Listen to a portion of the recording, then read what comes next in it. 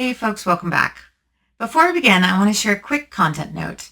Today we're going to be talking about trauma, CPTSD, workplace bullying, and toxic leadership.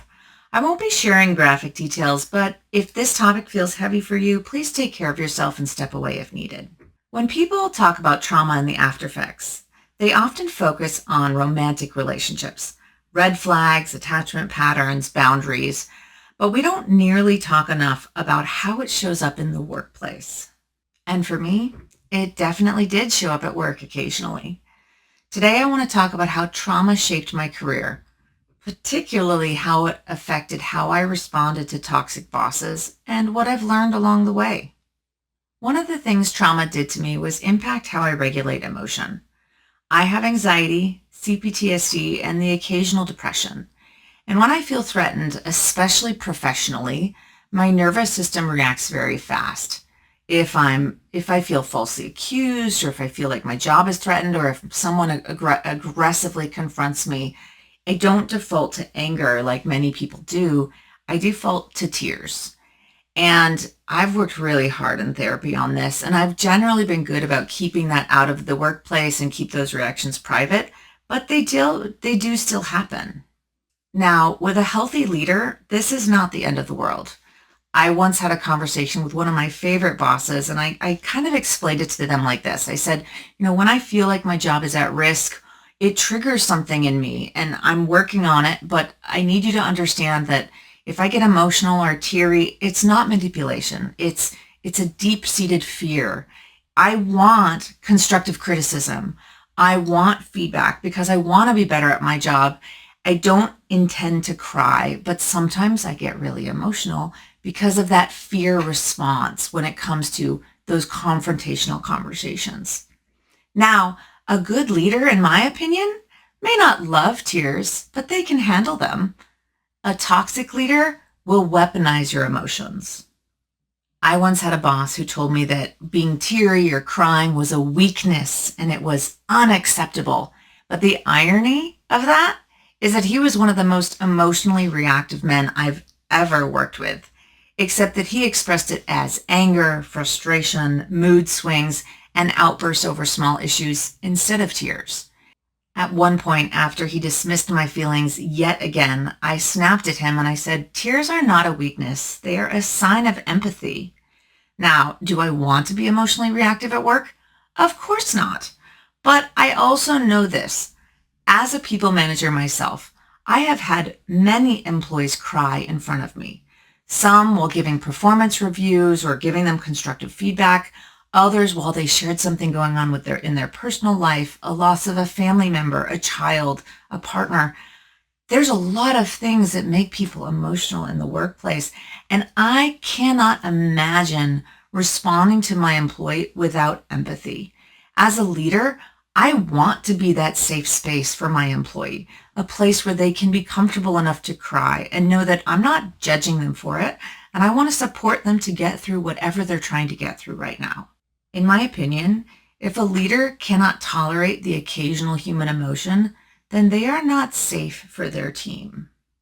There's a quote from Psychology Today that says, "Unprocessed trauma can cause primitive survival networks to hijack the brain into fight, flight, or freeze." Here's how that showed up for me.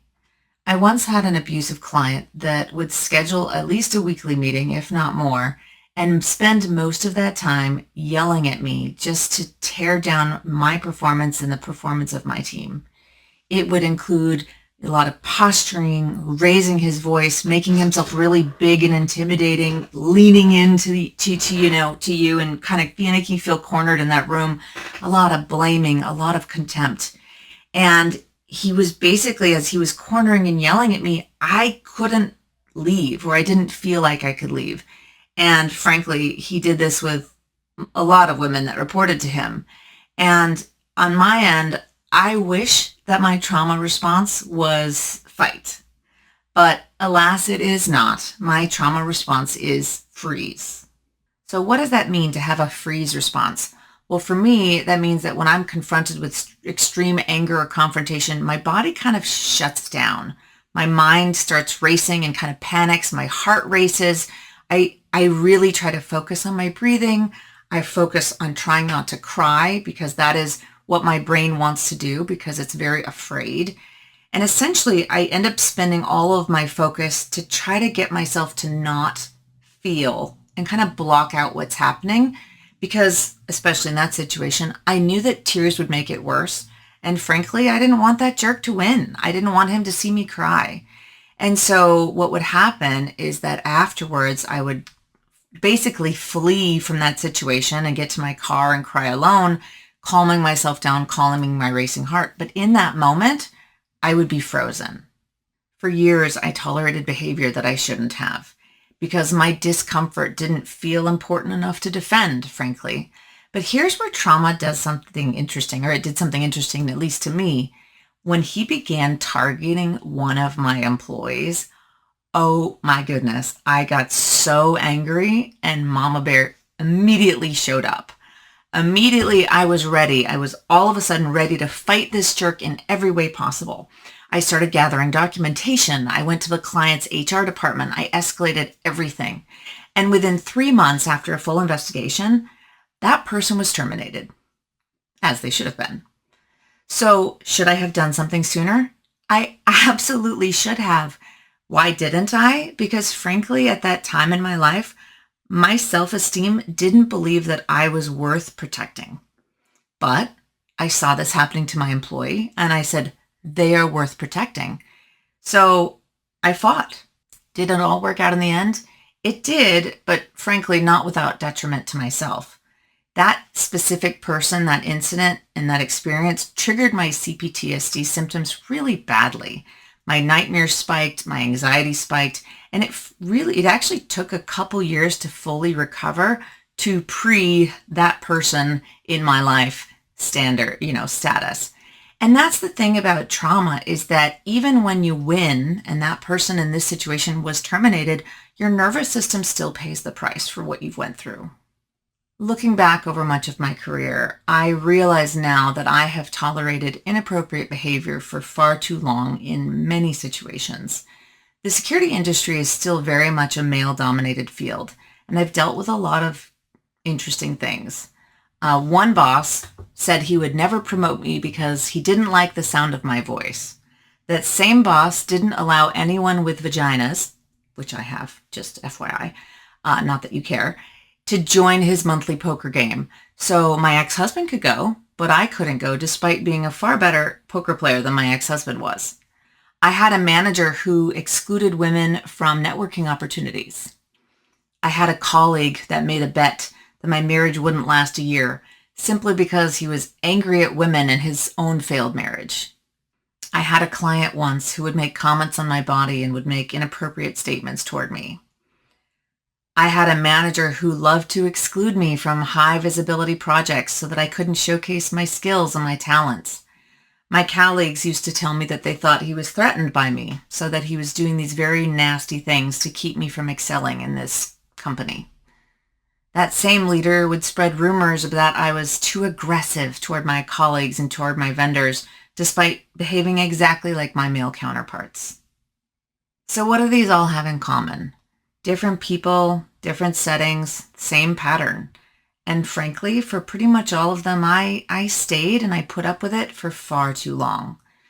Trauma taught me that discomfort was normal, that being mistreated was tolerable or acceptable, and that keeping the peace mattered more than protecting myself. It took me a really long time to realize that being resilient is not the same thing as accepting abuse. Another way that trauma affected my career is that I became a workaholic. Frankly, I've been a workaholic since the day I started working in the industry. My brain essentially equated this idea that if I work more than anyone else and I work so hard and everyone sees how hard I work, I won't be abandoned or I won't ever lose my job. I will be indispensable. But frankly, that isn't true. Layoffs still happen. It happened to me. Bad bosses happen. That's definitely happened to me. You can't earn permanent safety through exhaustion. And unfortunately, what happens is that when you overwork and I exhaust myself, it's at the detriment of myself and my personal life and my personal relationships. And this desire to have the security is really, really not real, even though it makes me feel a little bit safer psychologically. At one job I had, I was working 80 to 100 hours per week.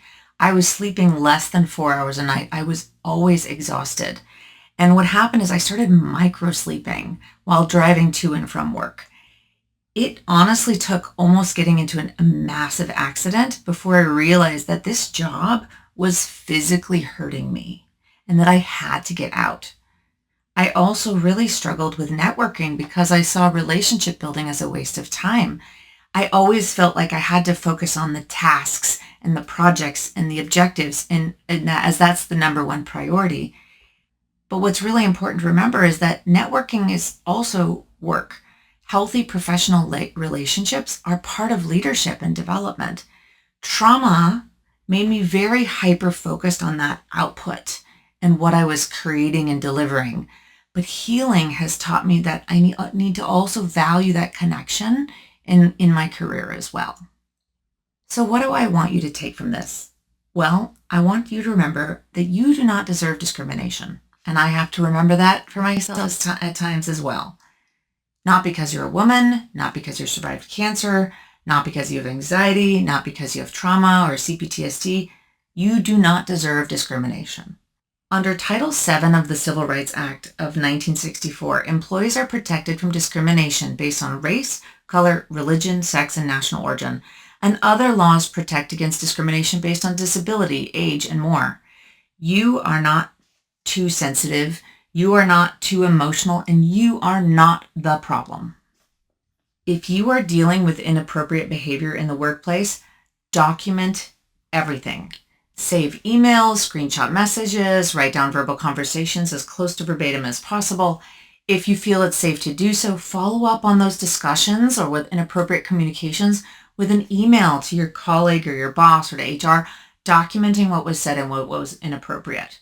You can say something like, "Hey boss, I'm writing to follow up on our conversation that we had on date. And I found the comment regarding X topic inappropriate, and I would really appreciate keeping future discussions professional." Or, whatever, something similar. And yes, consider copying HR. I know that many people are very afraid of including HR in conversations with leadership, but honestly, 9 times out of 10, I found that HR is on my side. HR exists to protect the company. Often that means addressing inappropriate behavior early on before it becomes a legal liability. Is HR always perfect? No, of course not. We've all heard rumors and horror stories about HR and legal teams that only care about protecting the high-profile executive and not the team. But honestly, in my experience, except for one situation, I have always found HR to be my best friend. And that documentation and partnering with them should protect you. One of the worst bosses I ever had absolutely freaked the heck out when I finally got up the nerve to send an email like the example I just explained, detailing an inappropriate interaction. And I CC'd HR. And he responded in the most aggressively denying way that I have ever seen. And it did something that he obviously was not intending. Instead of coming across and saying things like he was falsely accused of inappropriate behavior and trying to diminish my accusations, instead, his super aggressive and angry response helped to support exactly what I was saying, which is that he was trying to bully me in front of my peers. The other thing I want to say is don't be ashamed of emotional responses. Tears are not a weakness. A supportive manager will understand. And if you are a manager, I urge you to be very understanding with someone on your team that may be more emotional. It often comes from a place of anxiety or fear. And in my experience, the more support that you provide for an employee when they are feeling emotional, the more safe they will feel and the less anxious they will be and less emotional they will be in the future. At least that is how it has been for me, both when I'm on the emotional side of the fence and when I'm on the leadership side of the fence. But if your responses are very angry or harmful to your career, I would recommend and encourage you that you work on that, particularly and ideally with a therapist who's trained on how to support you through that and help you kind of reprogram those neural pathways to respond in a more business appropriate way. I'm working on it with my tiers, and you can work on it for other things as well. You deserve professional success and emotional growth at the same time, regardless of whether your responses are a little bit emotional or teary in the process. The last thing I want to remind you of is that you are the most important person in your life. If your workplace is harming you, whether it's physically, emotionally, psychologically, you are allowed to leave. For example, like my story, it is not normal or healthy to be working 80 plus hours a week. If your manager and leadership is expecting that from you, that is not a safe place to be. You don't owe anyone your health. And I do know and I do understand that leaving your job is scary. Change is hard. Finding a new job is challenging, especially in the market right now. But staying somewhere that is damaging you is harder in the long run and can cause lasting damage the longer you stay. With all of that in mind, just remember that trauma doesn't just shape who we date or who we marry. It shapes who we tolerate, it shapes who we fear, it shapes who we try to impress, and sometimes it shapes who we allow to mistreat us. Healing doesn't just make you a better partner, it also makes you a better advocate for yourself. And if this resonated with you, I'd love to hear, what has healing changed about you and your work life? Are you still in the middle of it? Are you going through it? What has helped you get out of it? And if you are still going through it, I completely understand. It's rough. You're not weak. You're learning, and that really counts. And I wish you the best in getting out of those toxic environments. Thank you all for being here with me. I'm Janae Cherie, and I hope that my story helps you to tell yours. Thanks for spending this time with me. If you'd like to follow along as I share more about life after trauma, please subscribe.